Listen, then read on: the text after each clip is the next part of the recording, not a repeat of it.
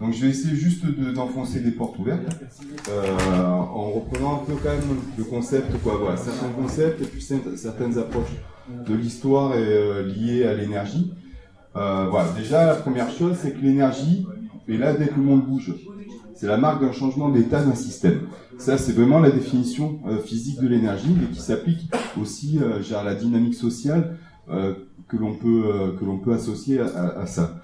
On le retrouve dans le changement de température, dans la vitesse, le changement de forme, la composition chimique, les déplacements, la composition atomique, bref, l'énergie physique qui constitue l'environnement dans lequel on se situe.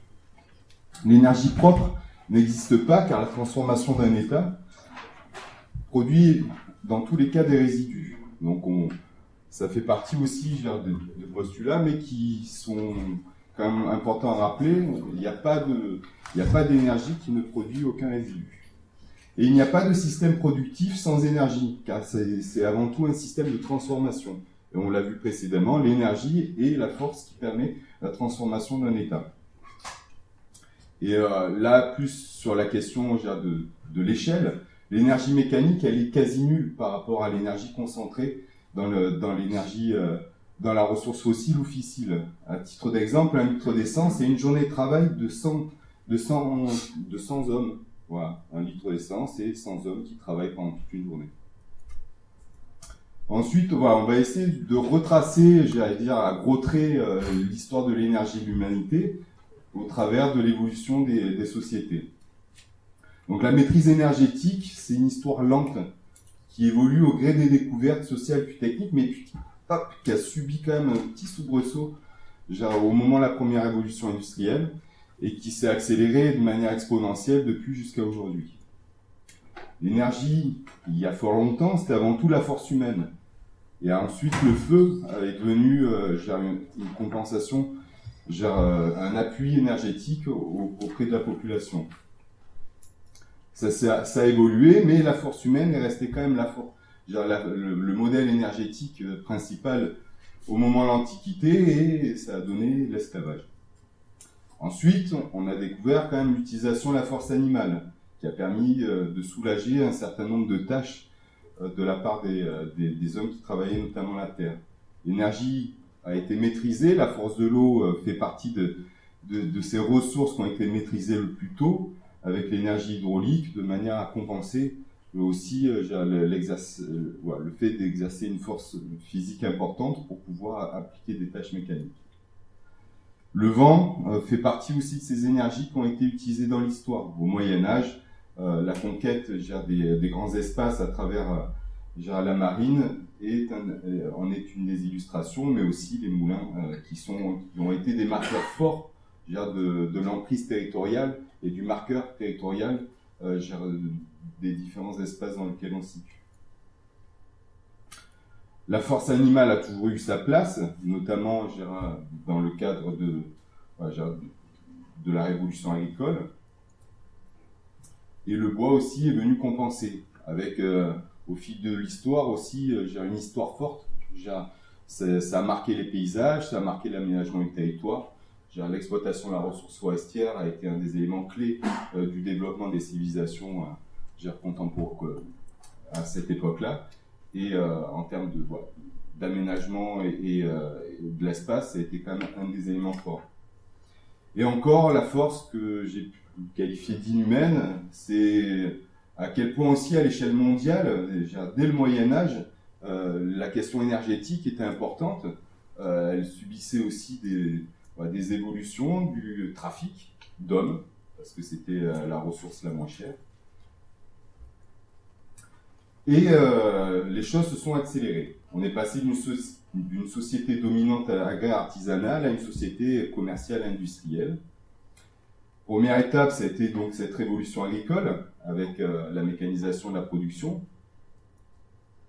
Ensuite, le charbon, qui est devenu la ressource énergétique principale, et on a pu le constater hier à quel point, avec le témoignage du maire de Los Angeles, ça a été un des marqueurs quand même de certains territoires. La révolution technique, avec la première étape qui est la machine à vapeur, qui a mis quand même près de 150 ans à être élaborée, de 1647 à 1819 avec la machine de Watt, et qui a trouvé des applications assez rapides dans la marine, mais aussi dans le transport des biens et des personnes, à travers en particulier le chemin de fer. Et on voit là que déjà l'énergie a été une des constituantes fortes du maillage territorial au niveau national, l'évolution du maillage à travers la croissance des voies ferrées a été le premier acte marquant d'élaboration d'un schéma national de déplacement et d'interaction des différentes sociétés. Donc là, c'est un petit graphique qui reprécise les échelles de temps et on voit à quel point les choses se sont concentrées au fil du temps. La première évolution industrielle, avec la force hydraulique, le textile, le fer. Ensuite, la machine à vapeur, l'acier et le fer, qui sont venus conforter cette première évolution. Et puis ensuite, l'électricité, la chimie et le moteur à explosion, qui sont venus marquer le XXe siècle. Et la troisième révolution industrielle, dont certains parlent sur la question du numérique, mais pas que. Si on écoute aujourd'hui les théories de M. Rifkin, il s'agit aussi des économies collaboratives. Donc là, voilà, c'est comment l'énergie s'est positionnée dans les secteurs clés de la structuration des territoires et de l'aménagement. Donc on voit bien que l'énergie a été une des composantes essentielles de la définition des territoires que nous vivons aujourd'hui. Mais cette énergie, on le sait tous, elle a connu un boom d'exploitation. On voit là, dans cette échelle de temps, que l'ère pétrolifère dans laquelle on est, c'est un soubresaut de l'histoire. Par contre, tout le territoire est structuré autour de cette ressource pétrolière. Et de la même manière, c'est aussi une consommation dont la croissance a été très forte depuis la fin du 19e jusqu'à aujourd'hui, mais on constate aussi un ralentissement de la consommation, de l'accroissement de la consommation lié à différents facteurs, notamment à la raréfaction de la ressource et puis des problèmes qui sont des problèmes de conjoncture socio-économique. Ça, c'était aussi une manière de replacer l'électricité dans un contexte.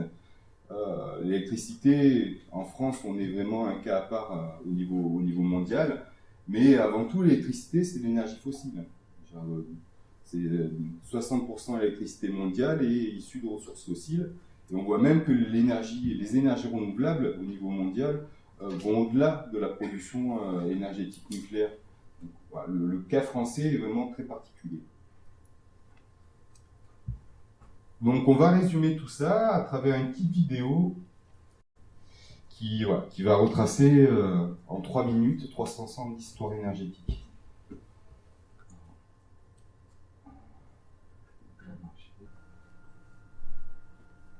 Alors je retiendrai quand même une phrase de conclusion, c'est « planifions la transition ».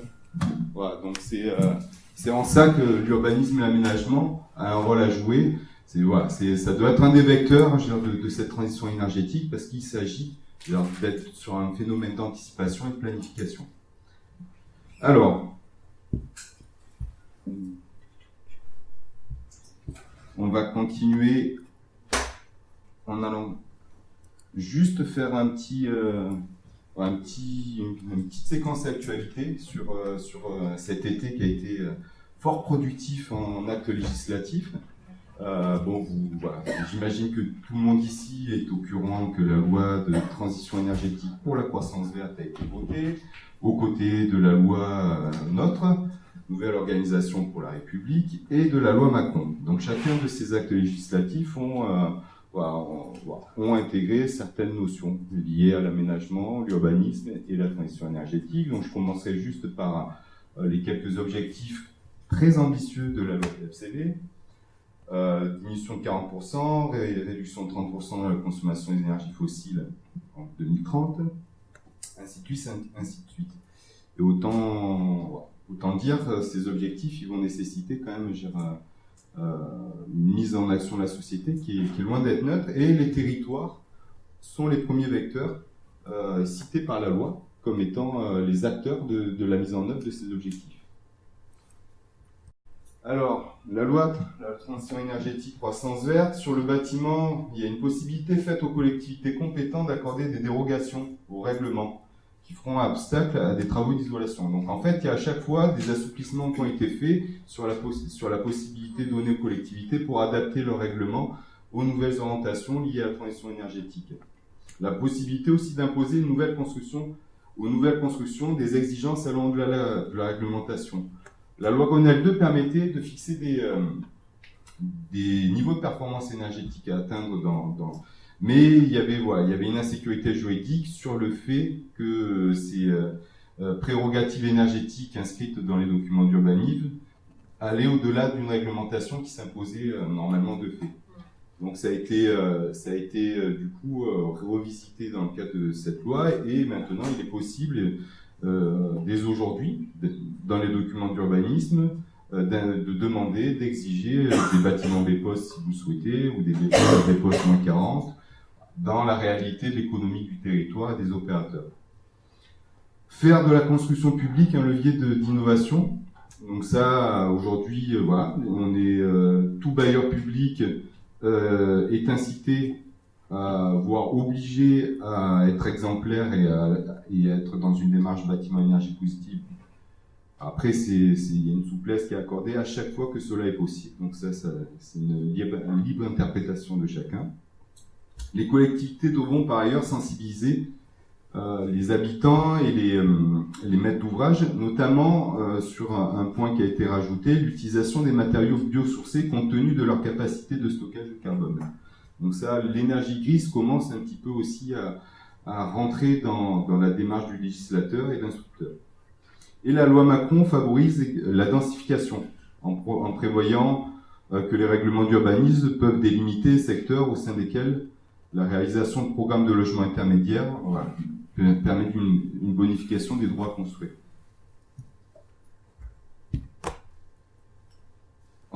Sur les questions de la mobilité, on a pour le secteur rural l'apparition d'un plan de mobilité rurale, facultatif aujourd'hui.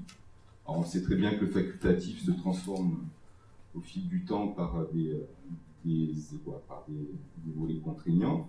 Après, on ne sait pas aujourd'hui ce que compose ce plan de mobilité rurale. On verra le décret qui précisera les modalités de mise en œuvre et les objectifs à atteindre au travers de ce plan de mobilité rurale. La possibilité de mettre en place des zones de circulation restreintes, alors ça c'est plus spécifique pour les villes, notamment liées aux enjeux sanitaires de qualité de l'air.